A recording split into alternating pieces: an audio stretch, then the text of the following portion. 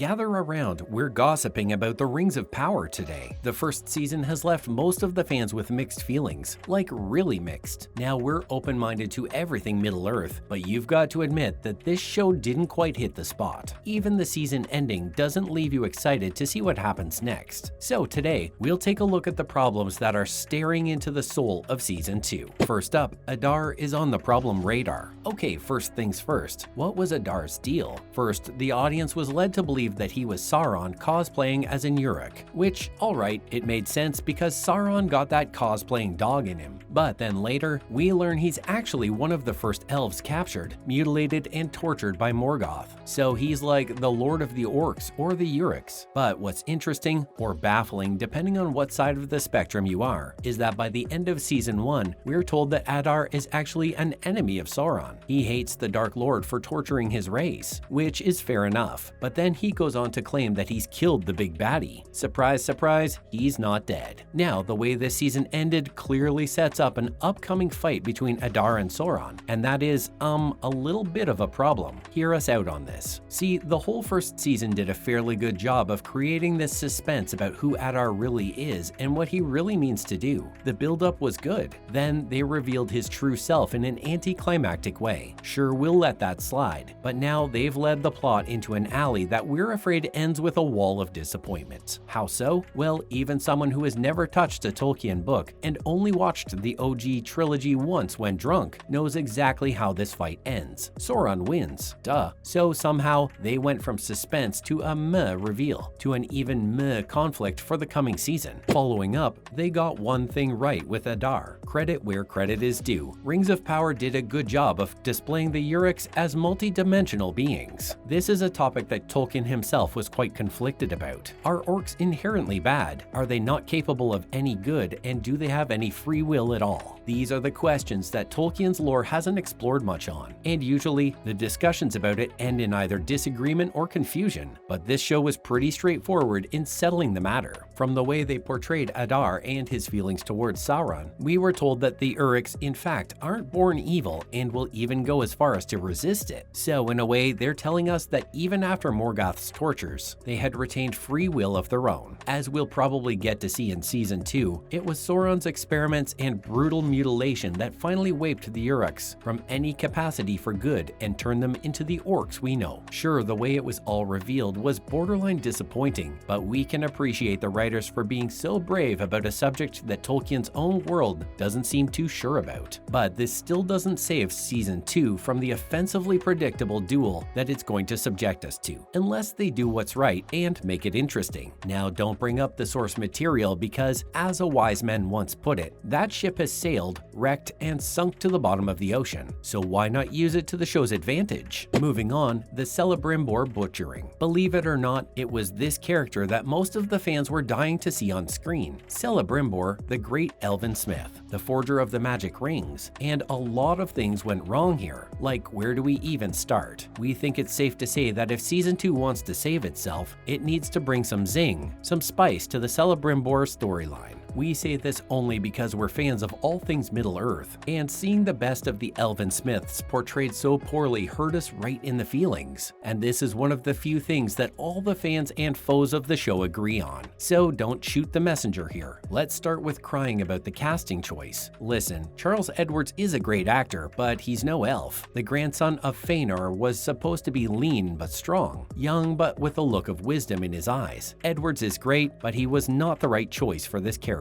But that's not the only thing. His character was reduced to a mediocre rocks and stones guy, and not the smith next to only Fëanor in skill. Like, what was that exchange between Halbrand, the undercover Sauron, and Celebrimbor? First, they tell us that the trust that Sauron had gained over 3 centuries was a job done in a 1-minute conversation. That's not even the worst part, because then Sauron goes on to teach Celebrimbor, and yes, we'll repeat it, the most skilled legendary forger in all lands, about the concept of alloys. Up next, can this be fixed? If we're completely honest here, we're sure the whole Halbrand Celebrimbor scene has scarred us all, but going into Season 2, they should at least try to put a bandage over it. See, the whole point of Sauron working his rear end off to gain the great Elvinsmith's trust was that so he could use him to mix deep magic with metal, for obvious reasons of course. But instead of him teaching Celebrimbor about infusing the magic he learned at Valar into the rings, we got to see some painful small talk, followed by Celebrimbor being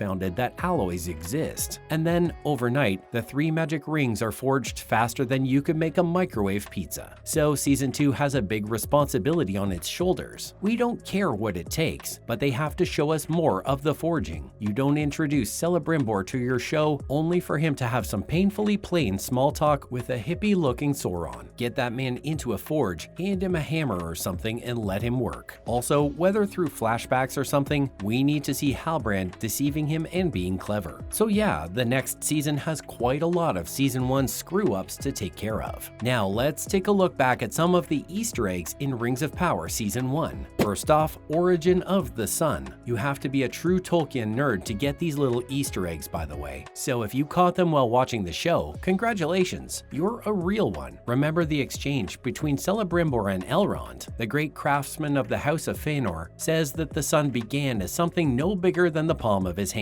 This was actually a reference to the last fruits of the 2 trees of Valinor. Before Morgoth destroyed the 2 trees, they were the source of light to all the land. But even after he destroyed them, 1 fruit from each tree survived and later turned into the moon and the sun. So that's what he was talking about. Next, we have the animals. So in the first episode, when the hunters spot a Harfoot, one of them says it could have been a badger or a fox. It doesn't sound like anything special, but what if we told you that choice of animals wasn't random at all? Yes, in Tolkien's world, both badgers and foxes are highly intelligent and sentient beings. Foxes can think and recognize different species, while badgers have a talent for rapping. Coming up, attention to Black language detail. When it comes to Black speech, there was a little moment when we heard an orc scream, one of the few words of that language that can be translated into English directly. He said Gimbatal after Adar gave an order to find them. Turns out Gimbatal means exactly that. We know this thanks to the inscription on the One Ring that reads Ash Nazg Gimbatal, or One Ring to find them. Here's what call it a gift meant. When Halbrand tells Celebrimbor about, mixing stuff, he receives a compliment from him. To this compliment, the disguised Sauron responds, call it a gift. Here's what you probably didn't catch about it. In the books, Sauron disguises himself under the name Anatar, and Anatar means Lord of Gifts. Lastly, the stranger's comment. The stranger took the mysterious boy aesthetic a bit too seriously, and even in the end, he's left us with yet another mystery, but this time with a clue. When he has to decide where to go, he says, when in doubt, always follow your nose. Do you know who else has said that? Gandalf in Peter Jackson's trilogy. Now, it's not a given that he's Gandalf. He could be Saruman too, because it's possible he passed that nose advice to the Grey Wizard. That's a wrap for this video. What do you think Rings of Power Season 1's biggest mess up was? Or do you think the show is getting unnecessary slander from the traditional Lord of the Rings fans? Let us know in the comments below. Don't forget to give this video a thumbs up and subscribe to our channel for more videos like this. See you in the next one.